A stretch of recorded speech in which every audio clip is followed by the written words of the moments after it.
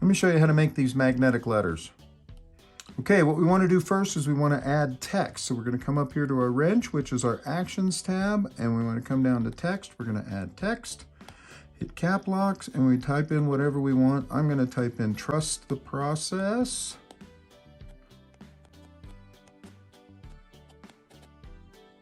All right, make sure that it all fits in there. Now I want to make sure that I've got all my text selected, and I want to go into my font bold. I want to change my kerning to 20. And I'm going to change my leading to 5%. What this does is this gives me plenty of room to wrap around my letters and get in between them. I'm going to say done here. Now what I want to do is I want to zoom in, and we've got some sharp edges here. I want to soften these edges really quickly. Let me show you how we're going to do that. Come up here on our Adjustments tab, which is our magic wand. Come down to Gaussian Blur. Gaussian Blur, we have a slide indicator right here. We're going to come up to 3% Gaussian Blur, 3% Gaussian Blur. Now we're going to come over to our selection tool, our automatic selection tool. Make sure we're on Add Color Fill, the color that we want it to be, and then we're going to slide from left to right to select as much or as little of that Gaussian Blur effect that we want. Now I want to zoom out, and I want to just tap the other letters because I've already got it set where I want it. I want to make sure that I'm inside the letter. So you may want to zoom in to do this. All right, now we do a 3-finger swipe, cut and paste to eliminate that. Then what I do is I go to the other layer and I hit clear, and then I merge them down. The reason that I do that is it gets rid of some of the residual stuff that's on there, okay? Now we've got a nice round edge to them and they look pretty good. Okay, now what I want to do is I want to mess these up a little bit. So I want to get them centered on the page. I want to go ahead and hit Fit to Canvas. Then I unselect it and I zoom out just a little bit. Now I'm going to bring it back in so that I got a pretty good size on the canvas. I'm going to center it on the canvas here. Crosshairs high and low. Now I want to change the color of these letters a little bit. So I'm going to use these colors here.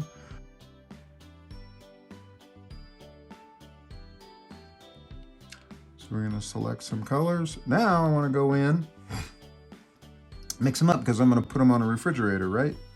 So I want them to look like those little plastic magnets. So I'm going to turn them a little bit just for the effect here.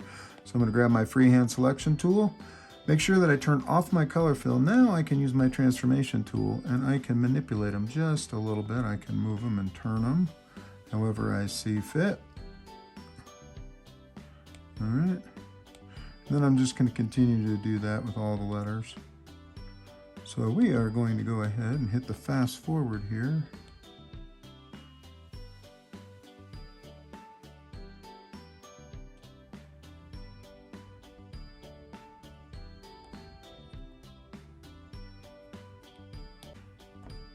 Okay, now we have this done and we're ready to go on this. So what we want to do is we want to duplicate this layer.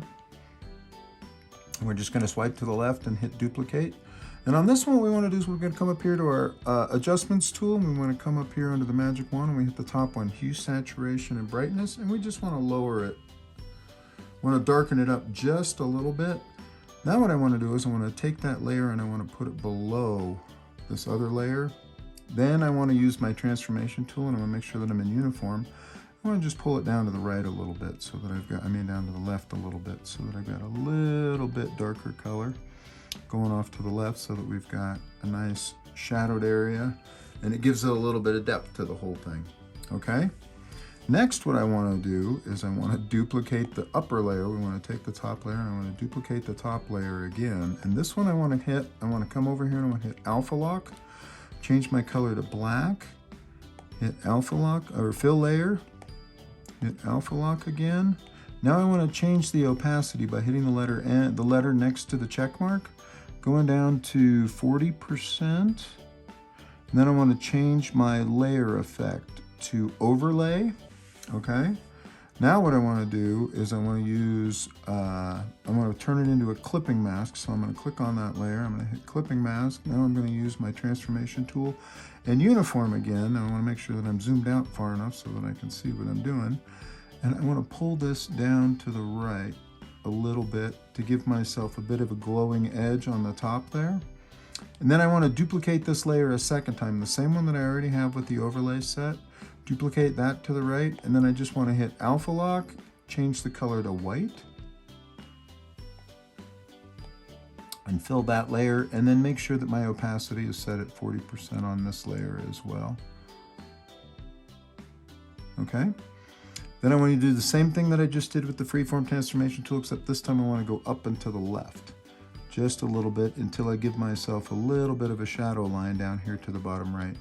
And you can see when I zoom in here that what I've got here now, when I zoom up and down, when I move, you can see that I get a little bit of a dark shadow there. And then when I use this dark one here, the one below it, I have a little bit of control with my shadow there, so I can be a little more controlled and concise. Okay, now what I want to do is I want to take this layer, I want to put a Gaussian blur on it, the white layer that we just did. I'm going to do a Gaussian blur of 3%. Okay, make sure that I have alpha lock turned off. Make sure that I have alpha lock turned off. Do a Gaussian blur of 3%. Okay, take the dark one and then do the same thing, a Gaussian blur of 3%. What that does is that just softens up that edge and gives it a nice warm glow with very little effort. Now you can see that we're already starting to get that plastic letter effect, but I want to give it a bit of a drop shadow and do a little bit more to the edges. So let's go ahead and soften up these edges a little bit. So from this bottom one, what we're going to do is we're going to take this top one and we're going to duplicate it again. The main one, we're going to duplicate it one more time. We're going to fill it with color again. We're going to alpha lock it. Fill it with black. Turn off the alpha lock. Now this time you can see that it's got a little bit of an edge on it already. That's all we want. We just want to lower our opacity down to where we can just barely see that. And it just barely softens up our edge to give us a little bit of a crisp outline edge to the whole thing. And then what I want to do is I want to zoom out. I want to tick it one tick down diagonally to my left, okay? And that just puts a nice, crisp, clean edge.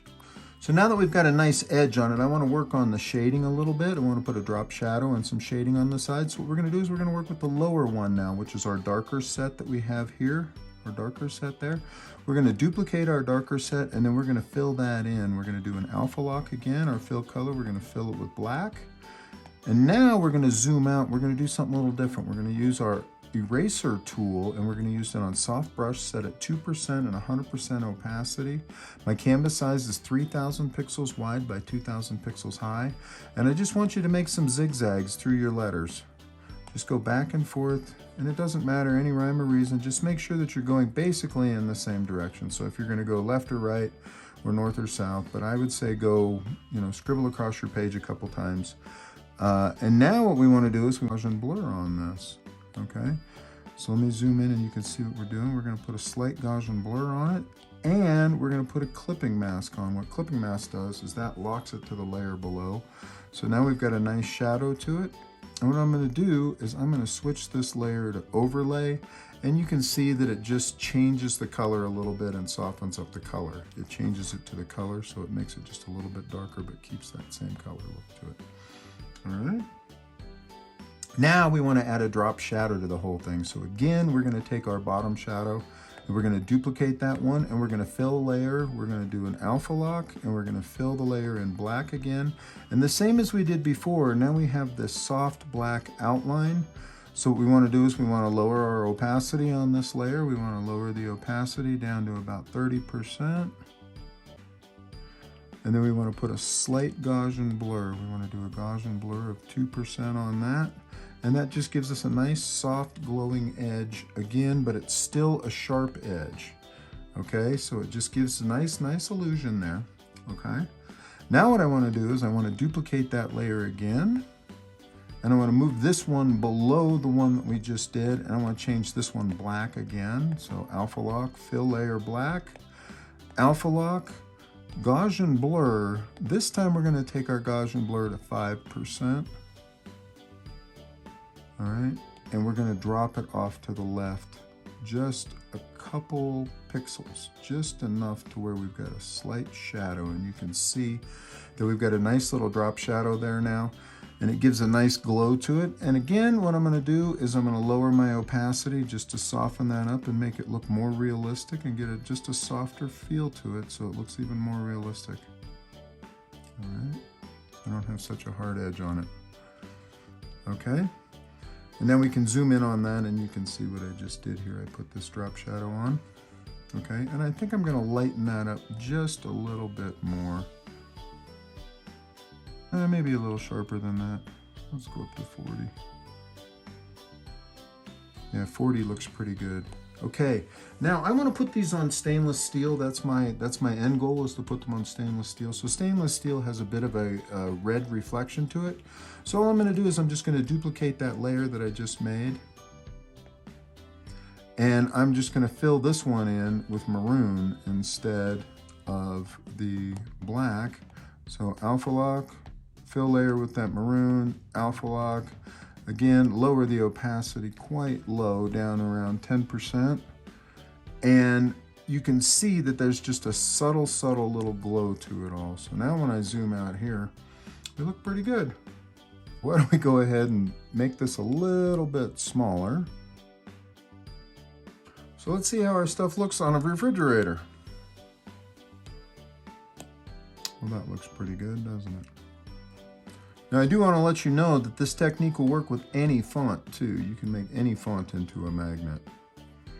Oh, and also I want to remind you, please remember to check me out 8:30 a.m. Eastern Standard Time on social media. You can find me. Once again, I want to thank you very much for being here. My name is Rick Seeley. I'm here Monday through Friday, 8:30 a.m. Eastern Standard Time, where I share tips and tricks in Procreate. And I want to thank you for joining me. I want to remind you that it's people like you that make people like me, like people like you at times like this. And I also want to remind you to take a tech-free 15 today. 15 minutes of time away from your technology. Oh, and have a great day.